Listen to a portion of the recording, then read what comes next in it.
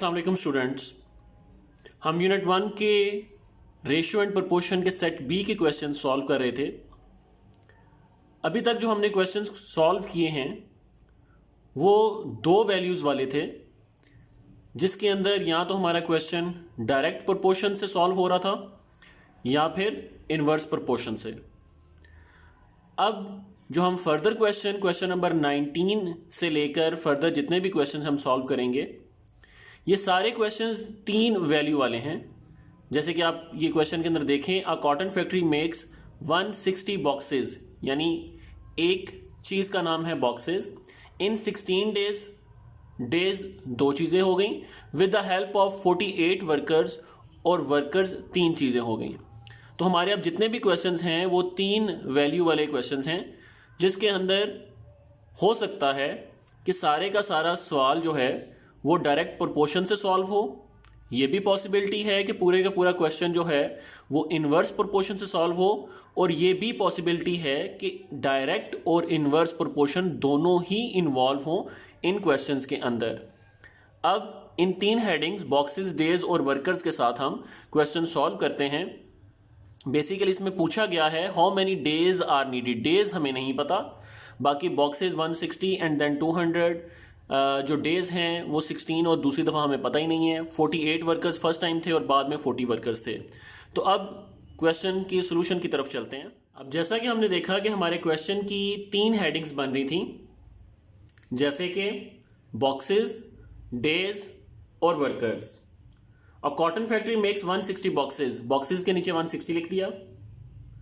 इन 16 days, days के नीचे 16 लिख दिया। With the help of 48 workers, workers के नीचे 48 लिख दिया। ये जो फर्स्ट लाइन थी हमने फर्स्ट लाइन में लिख दी। Then how many days are needed, हमें नहीं पता कि डेज कितने हैं, तो हम एक्स से डोनेट कर देंगे। फिर आगे कहता है make 200 boxes with the help of 40 workers. Boxes के नीचे हमने 200 लिख दिया और वर्कर के नीचे 40 लिख दिया। अब जैसे कि मैं पहले भी बता चुका हूं, हम प्रीवियस क्वेश्चन के अंदर ये कर चुके हैं क्वेश्चंस, कि जब भी जिस चीज को फाइंड करना हो, इस क्वेश्चन के अंदर हमने चूंकि डेज फाइंड करने हैं, तो अगर डेज को फाइंड करना है तो ये रिलेशन बनेगा डायरेक्ट। अब इसी का रिलेशन जो है हमने बॉक्सेस के साथ देखना है और इसी का रिलेशन हमने वर्कर्स के साथ देखना है। अभी आपको मैं इस चीज को समझाता हूं किस तरह। तो जैसे आपने देखा कि चूंकि हमने डेज फाइंड करने हैं तो ये रिलेशन डायरेक्ट होगा। अब डेज का रिलेशन ही हमने बॉक्सेस के साथ देखना है और डेज का रिलेशन ही हमने वर्कर्स के साथ देखना है। यानी बॉक्सेस और वर्कर्स का आपस में कोई रिलेशन नहीं है। अगर हमने देखना हो कि ये डायरेक्ट है या इनवर्स, तो डेज को बॉक्सेस के साथ और डेज को ही वर्कर्स के साथ। अब सबसे पहले देखते हैं कि डेज का बॉक्सेस के साथ क्या रिलेशन बनता है।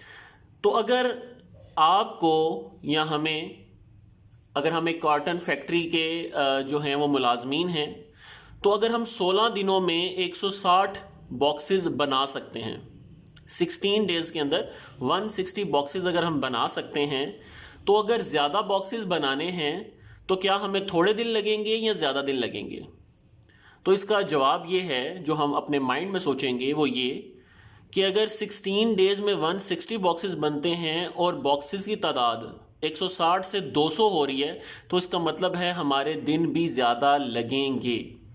तो जब बॉक्सेस की तादाद ज़्यादा हो रही है और हमारे दिन भी ज़्यादा लगेंगे, तो रिलेशन हो गया डायरेक्ट, क्योंकि एक चीज़ के बढ़ने से जब दूसरी चीज़ बढ़ जाए या एक चीज़ के कम होने से जब दूसरी चीज़ भी कम हो जाए, तो रिलेशन डायरेक्ट का होता है। तो इसका एरो जो बॉक्सेस का है ये भी डायरेक्ट एरो होगा। तो हमने डेज और बॉक्सेस का रिलेशन फाइंड कर लिया कि बॉक्सेस ज़्यादा बनाने हैं तो दिन भी ज़्यादा लगेंगे। अब हम देखेंगे रिलेशन डेज का और वर्कर्स का।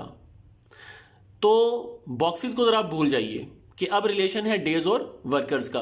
तो कहता है 48 वर्कर्स अगर किसी काम को मुकम्मल करते हैं तो उनको 16 दिन लग जाएंगे। यानी 48 लोग हैं जो काम करें तो 16 दिनों में वो काम मुकम्मल होता है। अब 48 से नीचे लिखा हुआ है 40, यानी वर्कर्स कम हो रहे हैं, लोग कम हो रहे हैं। जब लोग कम हो तो याद रखें दिन ज़्यादा लगते हैं, थोड़े नहीं लगते। वही काम जो 48 वर्कर्स ख़त्म कर रहे थे 16 डेज के अंदर, अगर वर्कर्स 48 से 40 हो जाएंगे यानी कम हो जाएंगे तो डेज ज़्यादा लगेंगे। ये हमने फाइंड किया अपने माइंड में। तो इसका एरो जो है वो इन्वर्स हो जाएगा, क्योंकि वर्कर्स के कम होने से दिन कम में काम मुकम्मल नहीं हो सकता, यानी वर्कर्स के कम होने से दिन ज़्यादा लगेंगे, तो हमारा रिलेशन हो गया इन्वर्स। तो जैसे कि हम जानते हैं कि इन्वर्स रिलेशन में हमारा एरो जो है वो नीचे की तरफ होता है। अब हमने क्वेश्चंस के रिलेशंस फाइंड कर लिए, यानी डेज और बॉक्सेस का डायरेक्ट रिलेशन था, जबकि डेज और वर्कर्स का इन्वर्स रिलेशन था। अब इसको हम इक्वेशन में किस तरह लिखेंगे? सबसे पहले तो हमने अमाउंट जो एक्स की होती है ये नीचे लेकर आनी होती है सॉल्यूशन में। अब इसको जब नीचे लेके आएंगे, चूंकि इसके साथ एरो डायरेक्ट का है, तो अमाउंट्स जो हैं वो उल्ट हो जाएंगी, यानी x/16 ये बन जाएगा। फिर हम इक्वल टू का निशान लगाएंगे और फिर बॉक्सेस और वर्कर्स दोनों के अमाउंट्स नीचे ले आएंगे और ये आपस में मल्टीप्लाई होंगी। तो आपने देखा कि सबसे पहले हमने डेज की वैल्यू नीचे लेकर आए सॉल्यूशन में।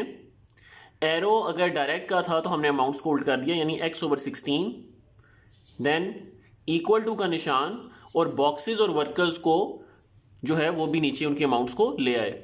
बॉक्सेस चूंकि डायरेक्ट रिलेशन में था इसलिए 160 नीचे और 200 ऊपर, जबकि वर्कर जो है वो इनवर्स रिलेशन था तो वो एज इट इज नीचे आ जाएगा, यानी 48/40। अब x की वैल्यू अगर आपने फाइंड आउट करनी है तो याद रखिएगा x को अकेला करना पड़ता है, और 16 जो x के नीचे डिनोमिनेटर है इसको इक्वल टू के दूसरी साइड पे भेजेंगे। जब 16 इक्वल टू की दूसरी साइड पे जाएगा तो इधर वो डिवाइड था, तो इक्वल टू की दूसरी साइड पे जाने पर मल्टीप्लाई में चला जाएगा, यानी मल्टीप्लाई बाय 16 होगा।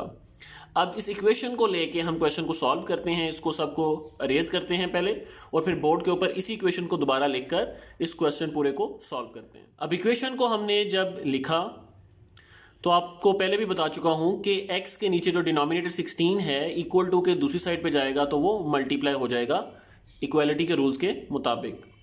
अब अगर x की वैल्यू आपने निकलनी है तो सिंपली कैलकुलेटर से आप 200 मल्टीप्लाई बाय 48 मल्टीप्लाई बाय 16 ये न्यूमिनेटर में आ जाएगा, और डिनोमिनेटर में 160 मल्टीप्लाई बाय 40 ये डिनोमिनेटर में आ जाएगा।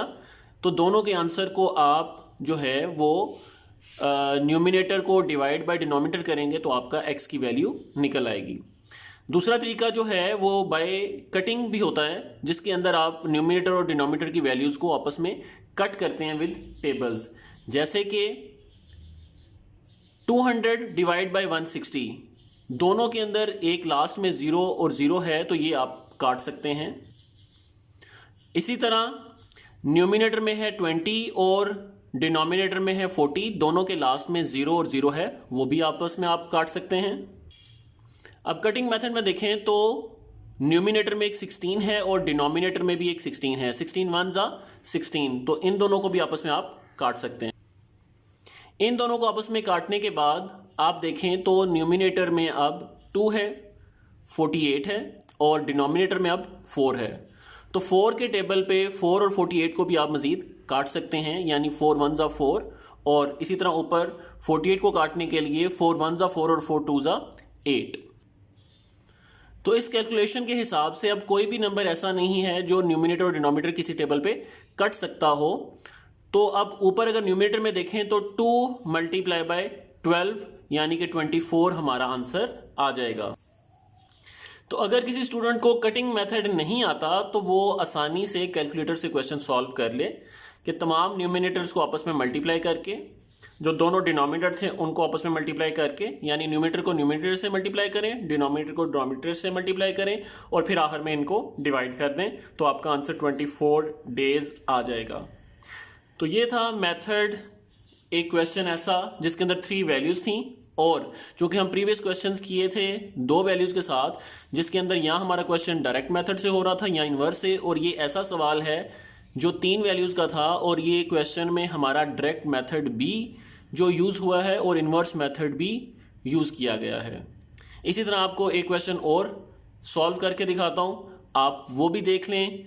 इंशाल्लाह जो फर्दर जितने भी क्वेश्चंस हैं 19 से लेके फर्दर वो सारे के सारे आप बआसानी खुद जो है वो इनको सॉल्व कर पाएंगे।